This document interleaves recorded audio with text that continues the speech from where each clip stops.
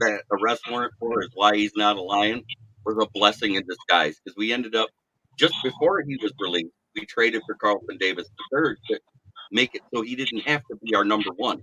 Because as a number two, as you saw in Pittsburgh, Cam Sutton was pretty good as a two. He's just not good as a one. And There you then go. There when you he's go. gone, the first signing we made was Amik Robinson, and then we doubled down with the first and the second rounds with Carry-On Arnold and Dennis Rakestraw. It's a shame that Rakestraw is dealing with hamstring tightness and we're playing with kids' gloves because everybody knows if you got a hamstring issue and you play too soon, that equals an MCL or an ACL strain or a tear, and you don't want that because then he's out for the year. So I agree with holding him back because we have the depth and we don't need him to start right now because right now, if you face it with what we got on the roster, he's our dime corner. You can do the dime corner by committee by who you Yep. got between the practice squad and your depth. I agree. Jeremy So welcome Nolan. in Sonia from Prim and Proper Sports. I'm sorry, James. I just want to get her top three picks in here first, and then we'll go back and forth. But Sonia, we got to go over your top three right now. Sonia is 2-3-1. She had a nice bounce back week. Why don't you give us your picks real quick and why? Sonia? Yeah. So my top three are Baltimore under one at Dallas. I feel like Dallas has just not looked like the Dallas we thought they would be, or would not be. Let's maybe just our reservations were confirmed with Dallas. So I got Baltimore, even though Lamar Jackson has seemingly looked up and down, honestly, in the first 2 weeks. It is only the first 2 weeks. Hopefully we'll see him. He's a little leaner this season. And I've got Baltimore taking that one. San Francisco under 7 at the Rams. That's kind of a no-brainer. Even sans Christian McCaffrey, San Francisco still continues to dominate on both sides of the ball. And so I picked San Francisco for that game. And then finally, Kansas City under 3.5 at Atlanta. It's a no-brainer. Kansas City, Patrick Mahomes, reigning Super Bowl champs against the Falcons, who are themselves up and down, had a subpar performance against Pittsburgh that cost them dearly with 2 interceptions by Kirk Cousins, the newly minted quarterback for the Falcons. In week 1, week 2, they did bounce back, but only ever so softly. So now City definitely winners. My top 3. Okay, Sonia, before we push on here, are you aware of all the injuries, right? I mean, you know that Debo's out, you know McCaffrey's out, and you know Kittle's out now for the San Francisco 49ers. You still feel good with that 7 points? I still feel good because I feel like Atlanta has not really solidified the position they have for Kirk Cousins yet. He did look good, but then you have to consider the other team that they were actually playing. Atlanta themselves are healthy at the moment, but even with Debo out, they still have Travis Kelce, and sometimes it's just kind of based, in my opinion, on the quarterback at the reign. And so I feel like Patty Mahomes still makes miracles regardless. I mean, we've seen him throw some Hail Marys that have ended up in touchdowns. And so I still feel pretty solid with Atlanta. It's a Sunday night game. It's in Atlanta, but I just feel that it's just hard to beat this reigning Super Bowl champs. You went from a no-brainer to you feel it's solid. I mean, you seem to be wavering a little bit. I think Atlanta's going to win the game for what it's worth. Oh, wow. Okay. Well, and let me tell you, I honestly, in my opinion, I hope they do because I'm sick of Kansas City. But I just think that the performance that I saw, and that we probably have all seen, it just was not what I thought. And like I said, it's still early in the season. And sometimes Atlanta comes on the field, even at home, and they perform in a way that kind of makes you feel like maybe they have the jinx. And going against the reigning Super Bowl champs, there's no more nervousness that I'm pretty sure they may feel and not disclose than performing against the reigning Super Bowl champs. Yeah, for your guys' all right, benefit, so I shared it to my channel, and that's why you're getting a lot of Lions guys coming in here. I do no, that. that's fine. That's fine. There's that. Over. That's great. So we got Pags live from down there at New Orleans. So we're gonna bring him in quick, talk about his picks as long as his thing stays up. So yes. So let's bring in the Philly sports guy, Pags. and see what's going on with him. Let's see. Good morning, Hey, guys. How Pax, are what's ya? going on, buddy? Good morning. Hey, just getting Doing we're good. walking over to the tailgate. Doing good, now. Pax. How you ready to go I with? hope y'all don't kick his ass for the first one. Say again.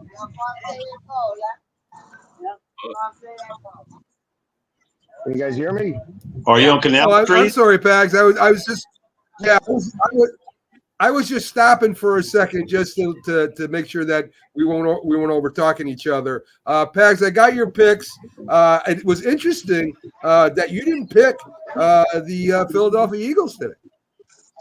No, they always have a tough time playing down here. I think it's going to be a high-scoring game, but I think it's the last 4 or 5 times I've been here, have all come out with L's. So I don't want to jinx them by saying that we're going to win and not. Go the opposite way. Maybe it'll work. Okay. So you also got Houston. You also got Houston. Houston playing at Minnesota. You're taking Houston.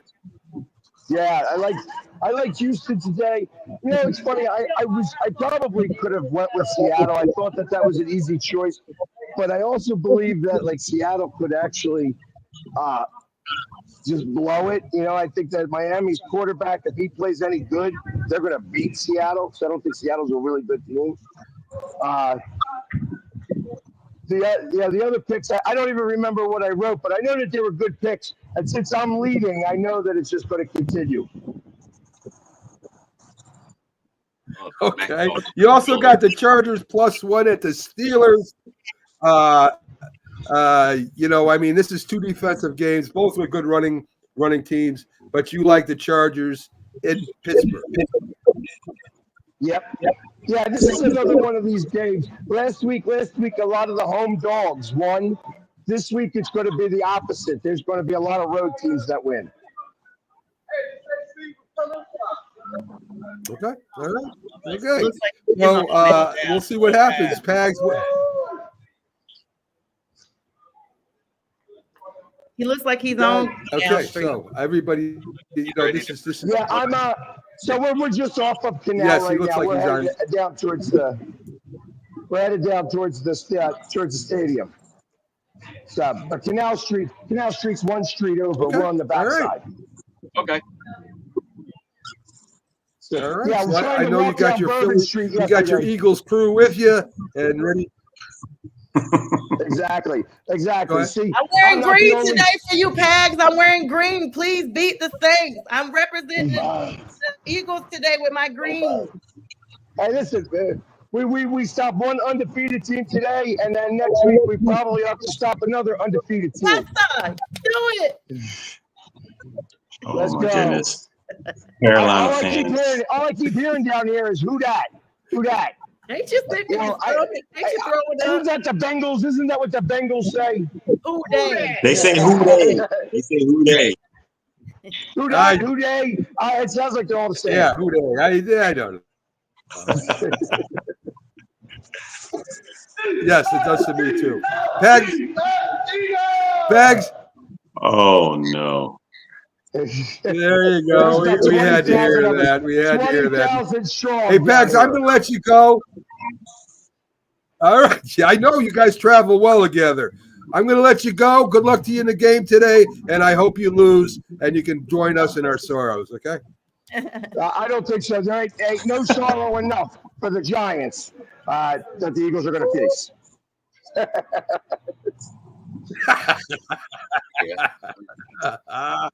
Have a good one, Bags. Go Be safe. Birds. Hang loose. All right. There you go.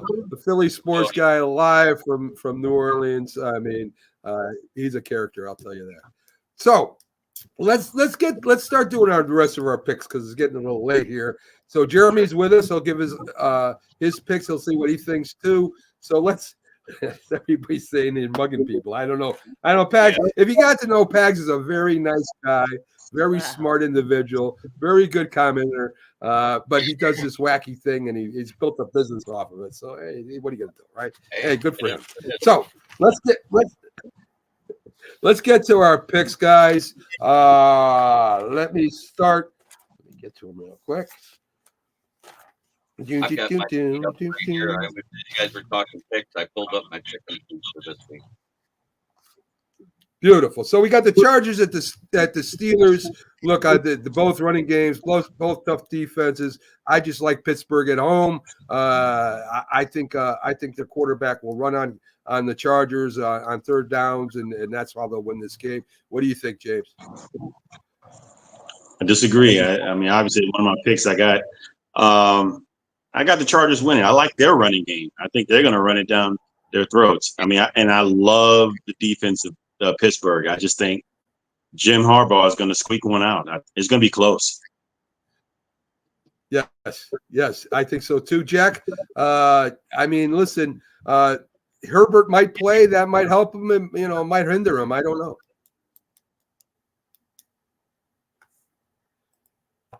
Excuse me, I see you've never said that. Yeah, I mean, Justin Fields has been playing close to the vest. That's been the strategy. I see a real defensive struggle. Both teams running the ball a lot. It coming down to the very end of the game. I could see the Chargers actually eking out a game like a 16-15 type game, eking it out at the very end. Very low scoring game. Jim Harbaugh's type of game. Yeah. What do you think, Sonia? You've got the one of the best coaches in history, with Tomlin going against a coach that wins everywhere he goes. Wow, when you phrase it like that, it does kind of make you pause for a second. But I'm pretty solid with Pittsburgh. I mean, they look absolutely good. Like you said, a long-term coach that has been the coach for quite a bit. We know that Pittsburgh does not part ways with coaches very often. And so I think this is one of those things that familiarity is going to take over. And let's face it, Harbaugh does win everywhere he goes, but he's still new back to the NFL. He's only been with these guys since the spring. And I think this is going to be one of those situations that Tomlin gets to win. It's Pittsburgh. Let's go. Jeremy, I mean, listen, if the Chargers win, they're 3-0, man. What's going on? Well, if the Steelers win, they're 3-0. The whole AFC North compared to what everybody projected is upside down right now. Exactly. The worst team in the division is Cincinnati. It's matching up just like last year. It's going to come down to one of those other three teams because everybody else right now, according to the statistics, because in the Super Bowl area, teams that's gone 0-2 have a 6% chance of making the Super Bowl. The only team to have done it is the Cincinnati Bengals. You can't count them out. And that was back in 2021 when they faced the Rams. So I got Pittsburgh winning because they're at home. The terrible towels will be out. It makes it hard when that crowd gets loud and raucous for an offensive line to hear the cadence of their quarterback. And I think that's going to be the difference. Even though Herbert is a cagey veteran now and not just some wet-eared, snot-nosed, wet behind the ears rookie anymore, and he is a consistent quarterback, I just think overall that defense shuts down the runs better than a lot of other defenses do. And the Chargers defense is still suspect of the run, as we saw, because they don't have Josh Jacobs, but yet Oakland was running on him. So, listen, Jerry, I think it'll be a tight game. Chicago +1 at the Colts. Will their Caleb Williams step up, make some plays so that they can beat the Colts? And let's not think the Colts aren't going to have a good defense. They do. And they're going to put as much pressure as they can on this young quarterback. I think Indy at home has a shot at winning this, guys. What do you think, Jack? Yeah, I like Indy 20-17 type game. Caleb Williams is really struggling, and you could sense there's a little bit of dissension in Chicago. I mean, at the beginning of the season, there was a thought maybe the Bears could represent a threat within the division, but I don't think Lion fans are too worried about the Bears in that division the way they'd be concerned, let's say, about the Minnesota Vikings, not just because of the records, because the Bears have actually won a game this year. They're 1-1, so they're not off the horrendous start. But I'm not too optimistic. It's going to take time for this bad team to gel on offense with Caleb Williams. Well, James, would you agree with that? I know. Have you ripped down your poster of Caleb Williams in your living room? That's all I want to know. It's halfway off. It's hanging off. The top two tacks have been taken down, so it's not showing. So I still see its cleats. Look, let me say this. I think right now, for any rookie quarterback, they have to have a safety net. You got to have a tight end, somebody that you can throw the ball that you can rely on third downs. And to me, that guy would have been Keelan Allen. But so far, he's been a no-show. He's got a heel. He's out this game, too. So, you got a rookie wide receiver that's not doing that well. He had a knee injury. And you got an offensive line that's just not that great. And so I don't think some of it's on Caleb, but I just have to blame the situation is just not good, and bad luck is coming to play. And I like and even on the other side, we're talking about Indianapolis. What's the quarterback's name? I can't think of it. Anthony Richardson. Yeah, Richardson. He's freaky.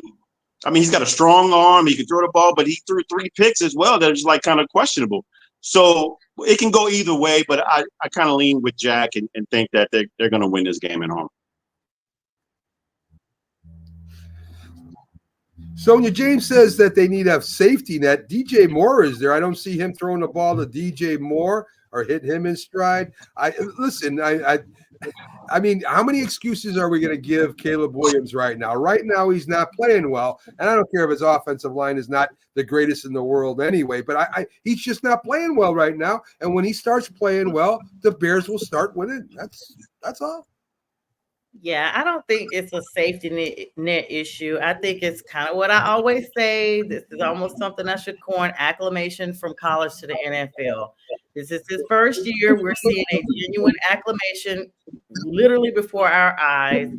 We've seen, unfortunately, even the worst in other quarterbacks that I won't mention right now.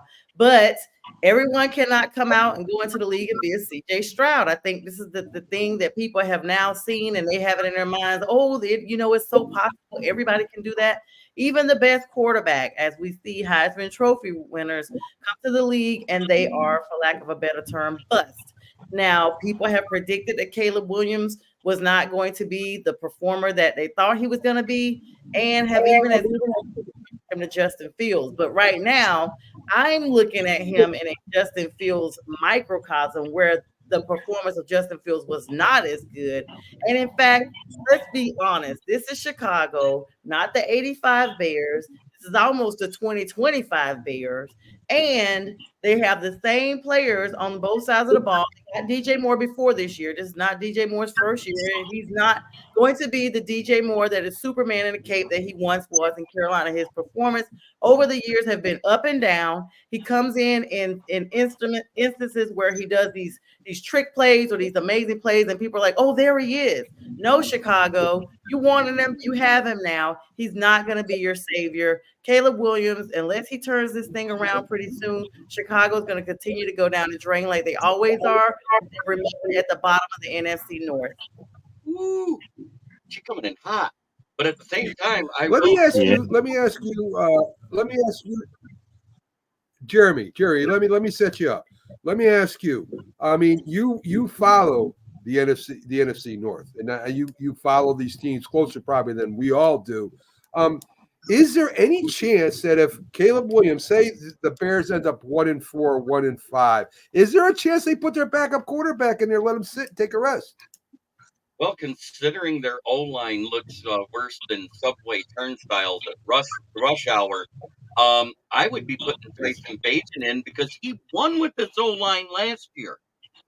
You know, he's an actual pocket passer. He's athletic enough to get outside the pocket. There's a difference between a QB who's athletic and an athletic QB. And I've been trying to explain this to everybody. When you got a guy that has that hero ball mentality, Justin Fields has it. Now Caleb Williams, he showed it at USC. That means they're about a 1 or 2 read quarterback. If they don't see those and they feel pressure, they get outside the pocket. And outside the pocket, when you don't have your O-line there to protect you, is when bad things happen. You can have the most arm talent in the world and have the best mechanics in the world. But if you are not set properly, when you're outside that pocket to make that throw, it's not going to be accurate no matter how much you want it to. It's kind of like Malik Willis. You notice they made him more of a pocket passer. They said, if you get outside the pocket, you run.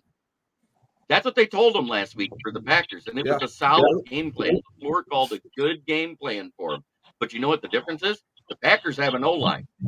Right now, you've got a college O-line trying to protect a college QB against NFL professionals that are vets and savvy.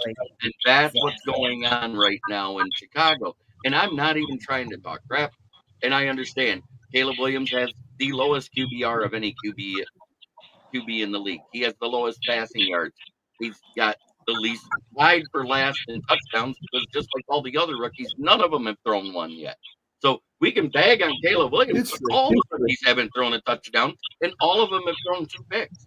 None of them have a QBR above 60, except Daniel. Well, we're not talking about the other QBs yet. We'll get to it, but I know you follow them, so that's why I wanted to ask you about that. Houston minus Mixon, which I think is huge at Minnesota. Everybody's like, Minnesota's no good. Minnesota just keeps winning. They beat San Francisco. I mean, what do you want them to do? If they beat Houston, are we going to say now they're for real, or if they play them tough, are they for real? I mean, why is everybody down on Minnesota and their wins, Sonia? Why? I'm not down on Minnesota at all. It's the total opposite for me. I think they're this sneaky good team that people need to literally be on standby for. I think everyone just banked on them not having JJ at the helm, even though he was a rookie. They're looking across the board and not looking like, oh, okay, Kurt went to the South. We got a rookie quarterback. They just literally have overlooked Minnesota. No, I do not overlook Minnesota. Minnesota is extremely competitive. They look solid. I don't think that they have to beat Houston to prove this. I think they will beat Houston because, like, people have already predicted CJ Stroud looked good last year, but we've seen a slight sophomore slump that we all said we may see. And now he is fully acclimated to the NFL. And I think today that Houston will lose. And I think Minnesota pulls out the win. And in my opinion, they've already been for real since week 1. Jack, you talked about Sam Darnold all along. You said, hey, listen, he has arm talent, not the great coaching in the Jets, not the greatest coaching at the Panthers. He was with San Francisco for that 1 year. Maybe he learned a little something from the master over there. Listen, he's proven you wrong. I mean, proven you right so far, Jack. I mean, this is going to be a tough test, though. There's no doubt that Houston is the favorite. I think they would be the favorite. But I wouldn't be surprised if Minnesota wins this game. Yeah, well, but this is a real test for Darnold because DeMeco Ryan, let's remember, is a defensive coach. Even though he's the head coach of the Texans, he's a defensive coach. And Brian Flores on the other end, the Viking defensive coordinator. I mean, you have 2 great defensive minds going against one another. Houston not having Mixon in this game, that concerns me a great deal. It's going to affect their running game. It's a toss-up game. I'm going back and forth. All week I've been picking the Texans on this week. I just don't know. But I think the Texans will find a way to pull this game out. And Darnold will play well. I think C.J. Stroud will step up. I don't see the slippage in C.J. Stroud, Sonia. It's only been a couple of games. I mean, how can you say he slipped? But, I think C.J. Stroud will continue to, elevate his game. And I think he could be a difference maker today. James, we don't talk about the running game for Minnesota, right? We don't talk about. I don't know why we don't, because they got one of the premier running backs also in the league, Aaron Jones, who is running pretty good. It's a nice play action thing for Darnold, which he needs. He needs that play action. I think this game is pretty even. Mo Mixon would Mixon being out, man. I don't know. That's going to be tough because Joe Mixon is not only a good running back for them, but he's also excellent out of the backfield catching the ball as well. So that's a weapon that you have, a twofold that you're missing And also their backup, Damian Pierce, is out as well. So that's going to be kind of tough for them to really, so because everybody's going to be looking, okay, you're going to pass the ball. There's really no running game here. So I'm interested to see who they have as the next guy up and see how well he plays. But my question in regards to the defense of Houston going up against Justin Jefferson, who was questionable, and them not having Jordan Addison at the same time. So how can they match up against them? But I agree with you, having that running back in Aaron Jones, who also not only is a good runner, but is also a good pass catcher out of the backfield, can make up for that. So I think the game's going to be closer than people think. I was down on Sam Darnold, and he looks to be showing me, pulling me to his side a little bit, showing that he's actually a really good quarterback. Once you have a competent coach that can back you up, it looks like he's actually doing better. But it's only 2 games in. Let's see how he does this game against a formidable team. So, but I pick Minnesota to squeak this one out at home. Jeremy, I mean, being a Lions fan, looking at Minnesota, looking at Green Bay, Jordan Love, I think, will be back sooner than later. He's out this game, but I think he'll be back week 3, week 4. If Green Bay can keep pace with you and with Minnesota, I mean, you got to definitely have a 3-team race. I think Chicago gets better after the mid-year. Maybe they make a run, maybe they don't. You guys got a hell of a division over there this year. I've said coming into this season, the AFC North and the NFC North are the 2 most fierce competitive divisions in football right now because of the depth of talent for all 4 teams. The Bears proven they can win without an offense already. Because they had no offense. 94 yards. If you take away the 29.5 yards in sacks, he had 63 yards. It's 63.5 yards in his first game passing. You have nothing out of Swift so far. He's averaging 2 yards per carry, and this is a testament. When I looked at who the Bears signed for their O-line, then they didn't sign enough in the interior. If you look at the PFF rankings, they signed guys that were just above who they lost. So it was a lateral move. You're talking about a guy that maybe had one more block or one more pancake than the guy that was ranked just below him, and that's who they signed. They said, "Oh, this guy had one more. Let's get him."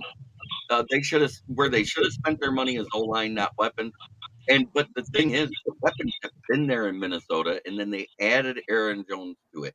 Aaron Jones adds a dynamic that Madison couldn't. He is not a prolific receiver out of the backfield. He's good between the tackles. Aaron Jones is good in space. It's kind of like having Monty and Gibbs.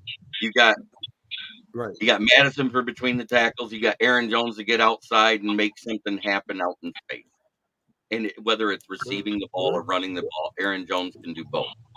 So I hated seeing Aaron Jones go from the Packers to the Vikings. I'm not going to lie. As soon as I saw that they signed Josh Jacobs, as much as I hate to say it, he had a good game.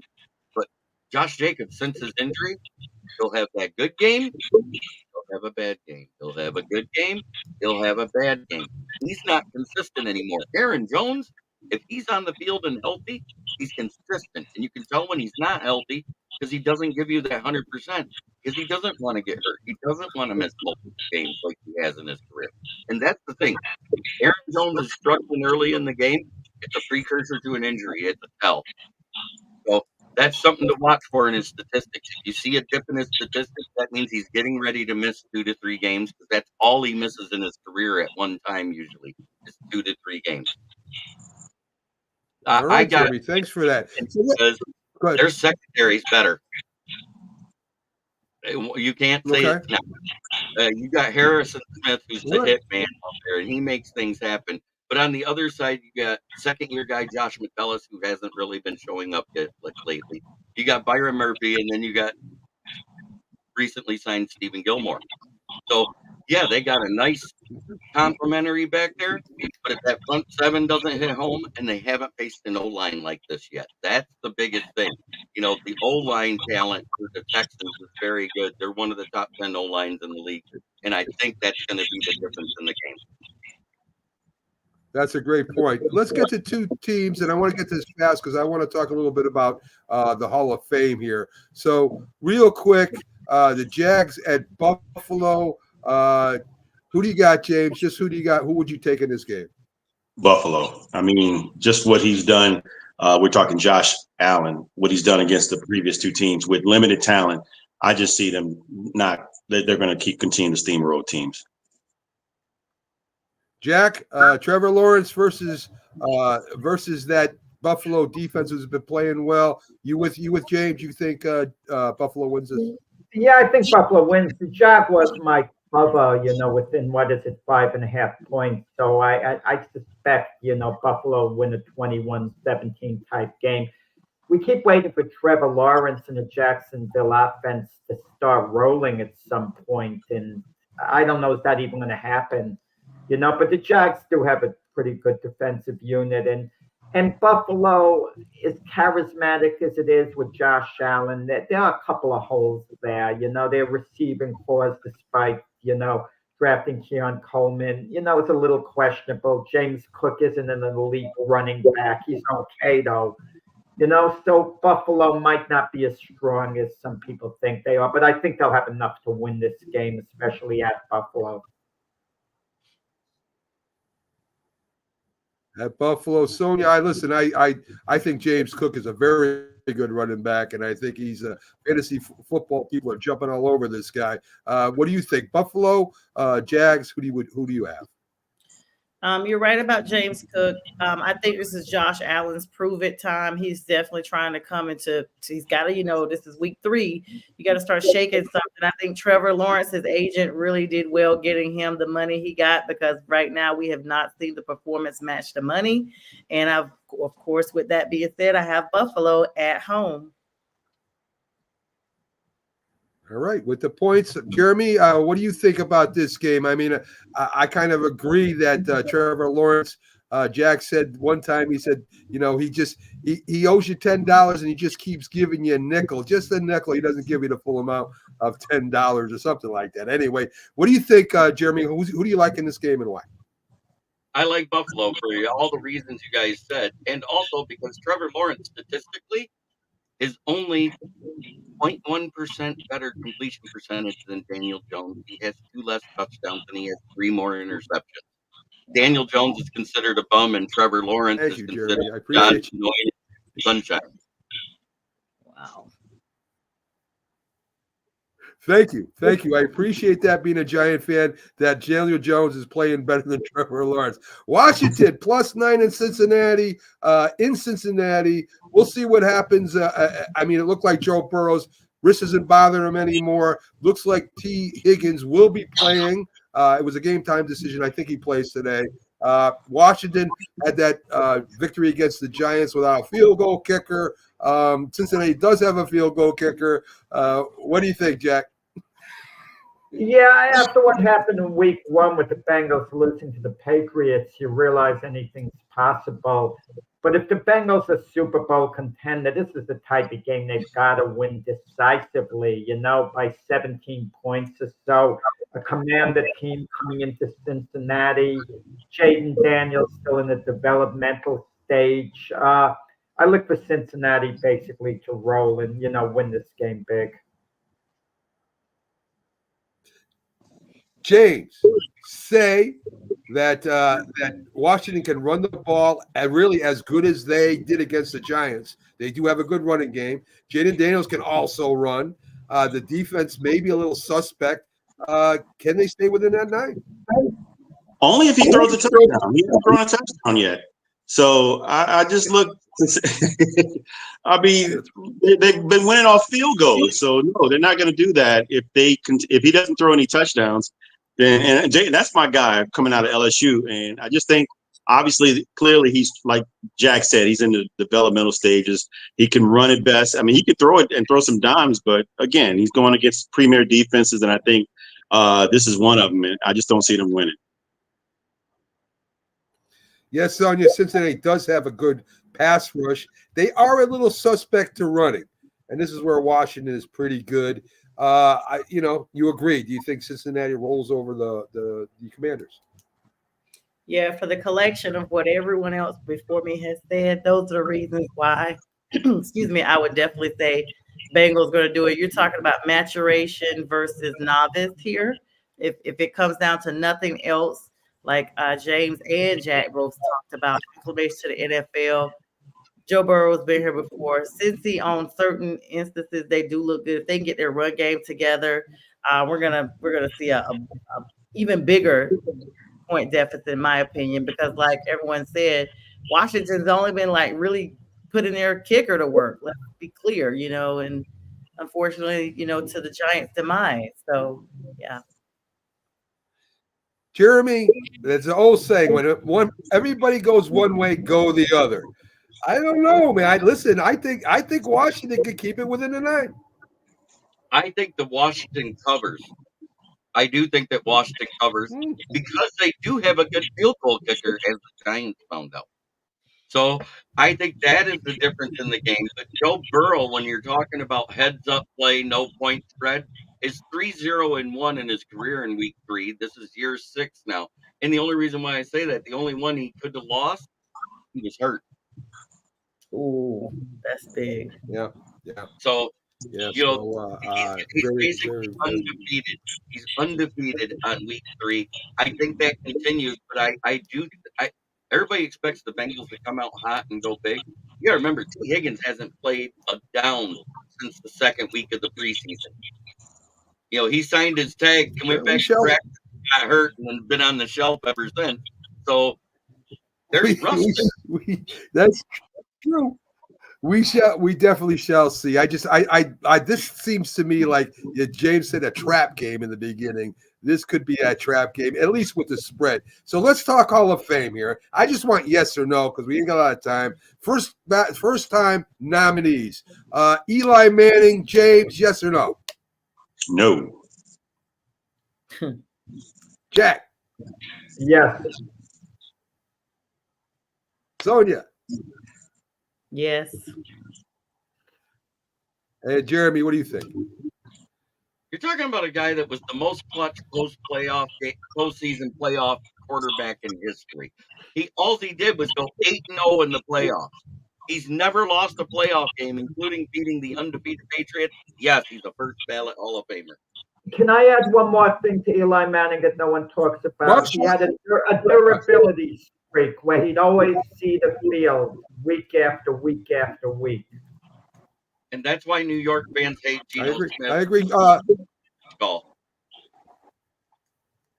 That's a good point too. Marshawn Lynch, the beast. Let's see.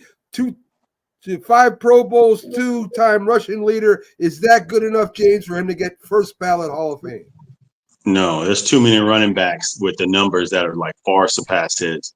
No, I mean quarterback, like everyone just alluded to. I don't think Eli's going to be a first ballot, but I mean I can see if he does get in, I can see why. As a quarterback, it's different. But for running backs, man, being a premier position that all the greats have gotten in, their numbers far surpass his. But he'll get in eventually. It just won't be first.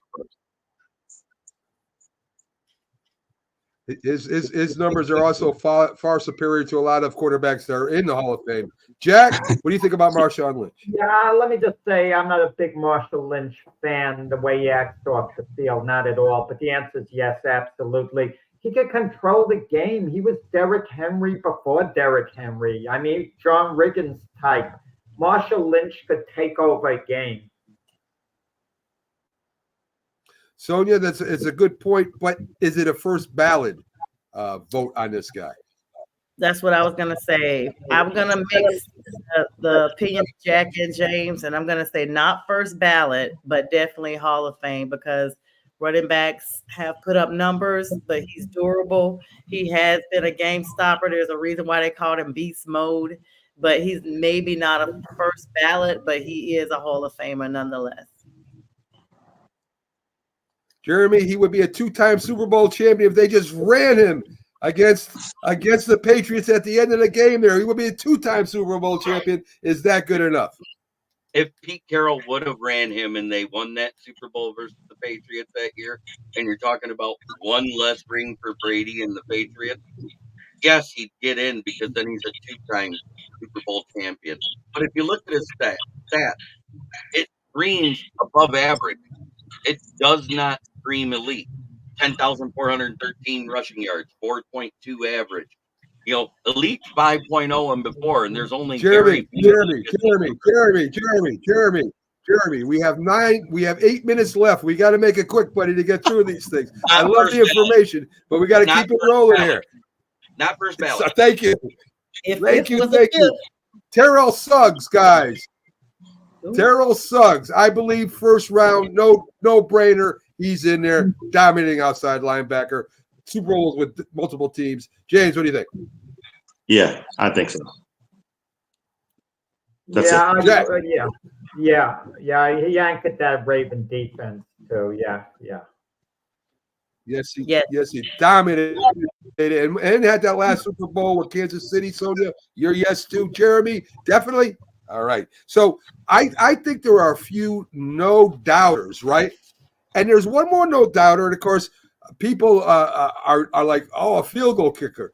Adam Vinatieri, basically in the beginning, when the Patriots started winning championships and Super Bowls, was the reason they won. He made kicks in the snow. He won championships. He won Super Bowls. He goes to the Colts. The Colts haven't won a Super Bowl. Guess who kicks the field goal for him? Adam Vinatieri, the guy right now. And I'm going to take some time on this because it's very interesting. I didn't realize all this. 4-time Super Bowl champion, NFL scoring leader of all time, folks. Most career points of all time. I mean, this guy is the reason Tom Brady has 2 extra Super Bowls. There's no doubt in my mind. And of course, the Patriots had great special teams.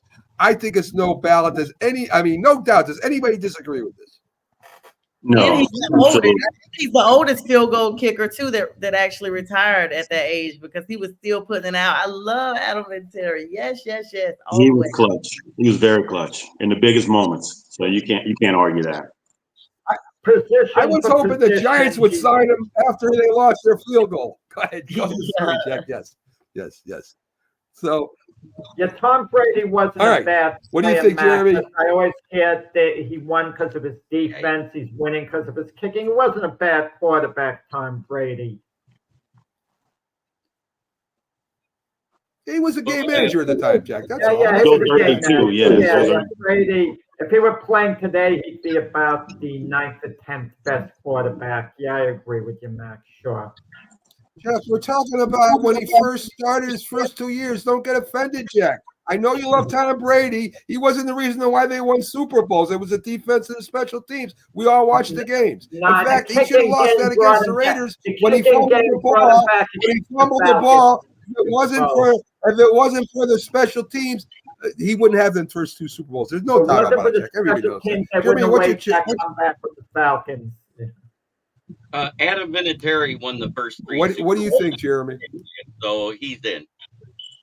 Oh yeah, Adam Vinatieri is the most worthy of everyone on the ballot this year. That I'd agree. He's definitely the most worthy. Yeah, position for position. I agree with that too. I want to ask you guys. We got time. Darren Sproles. We saw Hester got into the Hall of Fame. Darren Sproles was a running back / receiver / returner, and as a returner, he returned for 11,313 and 313 yards. That's more than some running backs in a whole career run for.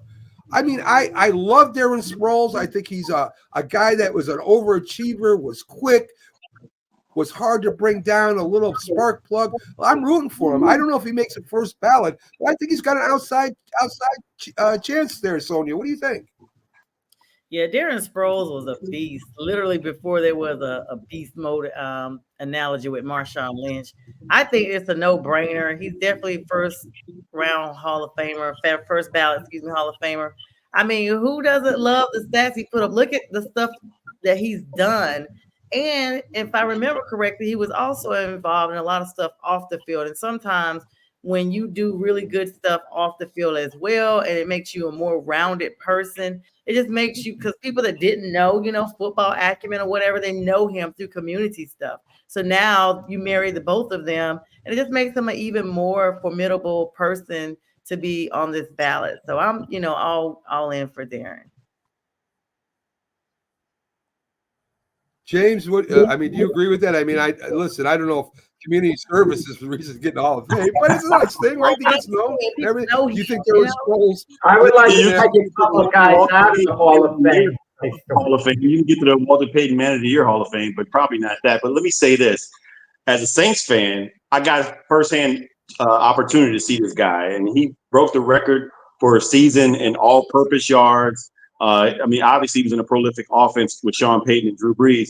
But I can go all the way back. We can look back at in college when this guy was a running back for Kansas State, and he rushed for 1,900 yards. So I'm not surprised at what he did in the NFL. I just don't think it's going to be first ballot worthy. As much as I love him and I'd love to see him be first ballot, I don't think it's going to get him there.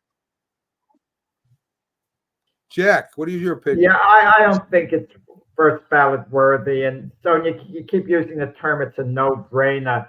That means it's not hardly even up for discussion. It's like a slam dunk case. Someone like Lawrence Taylor belonging in the Hall of Fame, Tom Brady, Peyton Manning, those are no-brainers. But you can't start saying guys like Darren Sproles are no-brainers. Well, in my opinion, I have the right. Okay, so there you go, Jeremy. Real quick, what do you think? What's your thoughts on Darryl Sproles? He'll get in with the vet board because the postseason accolades are not there for as much for Darren Sproles like there was for Devin Hester. You can say what you want, but the Bears almost won that Super Bowl because of Devin Hester. Great point, but Darryl Sproles was on the Eagles Super Bowl team in that win. So anyway, listen, guys, great show. Thanks for coming on. Keith Dangle, the Philly sports guy. Jeremy, thanks for coming up. Good job, guys. We'll see you next week on the Big Football Show. Have a great Sunday, folks, and enjoy the games. Thanks for